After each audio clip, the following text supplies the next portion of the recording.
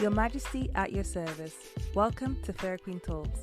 Thank you for tuning in to another episode of my podcast, The New Normal.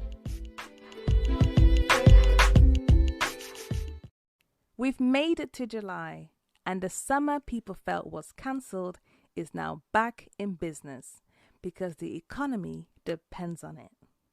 Governments have prioritized the economy over scientific advice, which, I may remind you, is the whole reason we had a lockdown, are wearing masks, social distancing, and are living a life and a reality that has become the new normal. In today's episode, I want to discuss this new normal existence and the vibe 2020 is giving me. I want to share with you my perspective on the new normal and how it actually may be for your benefit, and why I think we are living in postmodernism. I was introduced to the idea of postmodernism at university, and it's been a concept I've had in my mind ever since. Postmodernism can be defined as a late 20th century style and concept in the arts, architecture, and criticism, which represents a departure from modernism and is categorized by the self-conscious use of earlier styles and conventions, a mixing of different artistic styles and media, and a general distrust of theories. In this sense, postmodernism is individual, and as individuals, we have the autonomy to decide for ourselves how we express ourselves through fashion. We decide what media to consume, and question ideologies that were taught to us as being a singular truth. If you look at what you dress, what you watch, and what you question, you will see that the person you are and the life you live has been influenced by so many things, but you have made a decision of what you take on in your personal life. Postmodernism is a Western philosophy, a late 20th century movement categorized by broad skepticism, subjectivism, or relativism, a general suspicion of reason, and an acute sensitivity to the role of ideology in asserting and maintaining political and economic power. This is why there are so many quote-unquote conspiracy theories and a big trust deficit. There is an absence of truth in this world for so many people. As a person of faith, I have to always assert that I live by faith. People who believe in things that are perceived as religious are aware that their belief can't always be explained or justified to those who don't understand their faith. The concept of faith is a big element and can't be argued with because it's what someone believes to be true. As you grow in faith, you can understand things better and therefore explain them better to others. But depending on where you are in your journey of faith, sometimes it's a simple fact of just trusting that what you believe is actually true.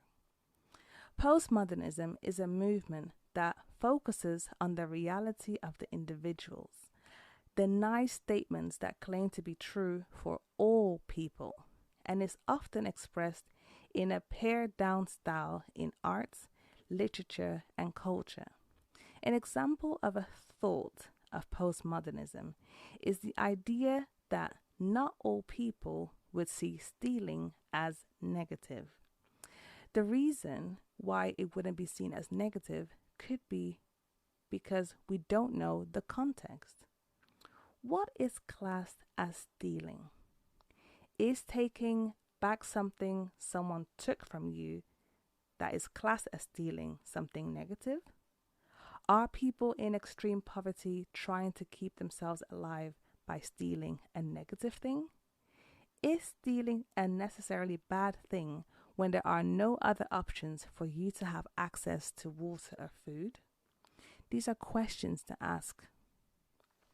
Postmodernism focuses on the reality of the individual, and because of this, what is normal for you and what is normal for me is very different. The norm is defined as something that is considered normal and refers to something that is the usual, customary, or accepted standard. Saying please when you want something is an example of the norm. The new normal is no longer binary.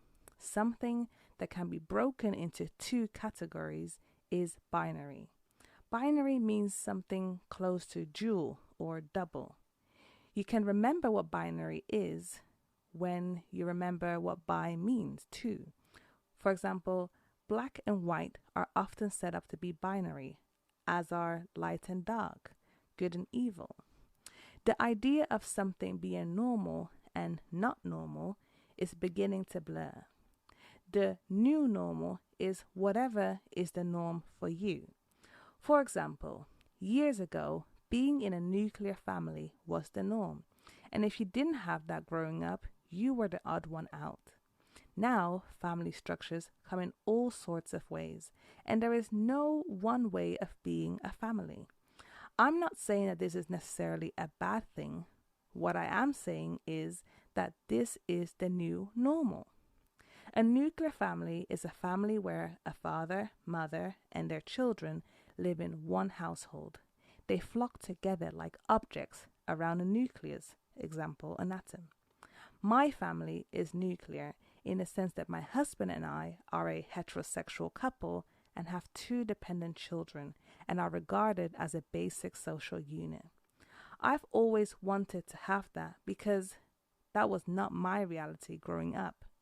Not because I wanted to be like other children, but because I thought that all children were conceived by love. I say love because growing up, I was taught by my parents that they went to the hospital one day, saw a cute picture of me, and wanted to have me as their child, so they picked me. Such a sweet but false way of teaching people how they are conceived is not very beneficial in their adult life. Anyway, it seemed odd to me growing up with this false but sweet teaching that I was living with one parent and visited the other during the weekends and holidays. Nevertheless, I always felt my situation was normal, but different from other children. In 2020, the new normal, from my perspective, has expanded and enriched the autonomy we as individuals have over our lives. The new normal, to me, is a benefit to individuals because I don't think there is one way of being or one way of living. In my faith, there is a concept called the plan of happiness. I personally believe that happiness is subjective and different for everyone. And I truly believe that all people deserve to find their happiness in their lifetime. Now, of course, our happiness should not be at the cost of the lives of others, but truly be independent from things and come from within. So now I want to talk to you through some things that are the new normal and that you should actually embrace. Here we go. It's normal to not adhere or fall victim to beauty standards that are imposed by businesses that profit from your insecurities and that are curated by the wider media and conveniently have a solution that will cost you hours of hard work or a lifetime of hard work because you're trying to fix a botched job. It's normal to have emotions and to put yourself first, no matter how much others depend on you. It's normal not to be okay and not having to respond to the question of how you're doing with something that is not true, only to prove to others that you have got everything in order, or to give a standard response to a question people ask not to really find out about how you actually are, but just being polite and conversational. It's normal to stand up for what you believe and use your platform to share your voice to those who choose to interact with your content. It's normal to be honest with yourself and others. You have permission to be your authentic self and no longer have to hide your identity with others because in the end, you're only hurting yourself. It's normal not to fit in someone else's agenda, organization, business, or friendship group. You don't need to fit in to be accepted. You should and always can be yourself and find like minded people. It's normal to have a side hustle or two. Multiple streams of income is no longer just for the super rich or big businesses. COVID-19 is proving that you can't really rely on your 9 to 5 for your whole income. It's normal to, instead of spending your money on companies, to invest your money in companies. You no longer have to give your hard-earned money to businesses and be left with things that will break. You can invest in companies you love and make money on the money you work so hard on. It's normal to be involved in politics and be interested in your human rights. You can bring change as much as your politicians can. Being in my late 20s, I no longer feel like a little girl. I am a full-grown woman and I embrace who I am. I've been in a relationship with my husband since the age of 21 and I'm now 28. For some people, being married can feel like a trap, but for me, it has been very liberating and I feel free enough to be truly who I am. And who I am is always evolving. Looking back and reflecting on my young self, I think it's important to go through everything I went through to come to a point of self-acceptance and enjoy the evolution of myself.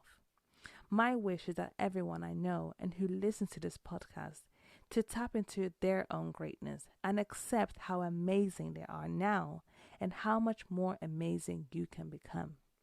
It's normal to be your authentic self. It's normal to be different to those around you. It's normal to be you.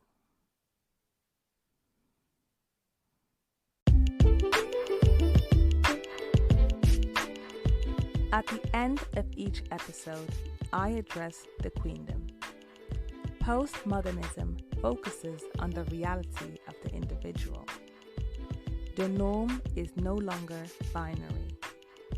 The norm is relative to your own circumstances. Stop giving your power, energy, and time to things that don't benefit you. You have to define what truth is to you. The new norm is you being you authentically. Thank you so much for listening to Fairy Queen Talks. See you next time.